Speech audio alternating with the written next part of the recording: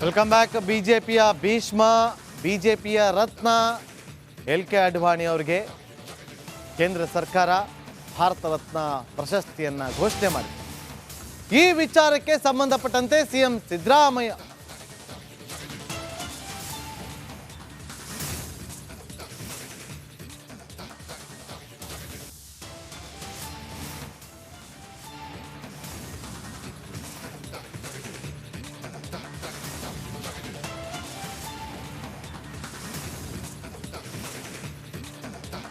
BJP ಭೀಷ್ಮನಿಗೆ Bharat Ratna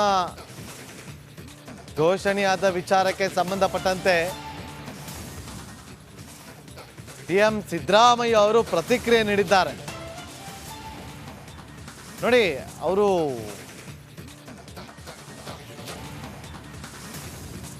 ಎಲ್ಲೆಲ್ಲಿ ವ್ಯಾಸಂಗವನ್ನ ಮಾಡಿದ್ರು ಅನ್ನೋದ್ರ ಬಗ್ಗೆ ನಿಮಗೆ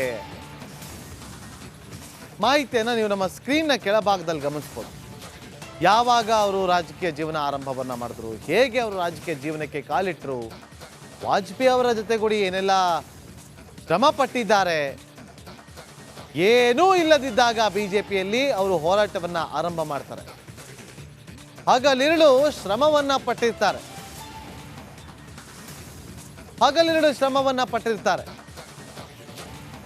ಸಿದ್ದರಾಮಯ್ಯ ಅವರು ಸಿಎಂ ಕೊಡ್ಲಿ, ಯಾರು ಬೇಡ ಅಂದಿದ್ದು ಅಂತ ಪ್ರತಿಕ್ರಿಯೆ ಕೊಟ್ಟಿದ್ದಾರೆ. ನೋಡಿ, ಕೊಡ್ಲಿ ಪಾಪ ಬೇಡ ಅಂತಂದವ್ರು ಅವರಿಗೆ, ಅದ್ವಾನಿ ಅವ್ರಿಗೆ.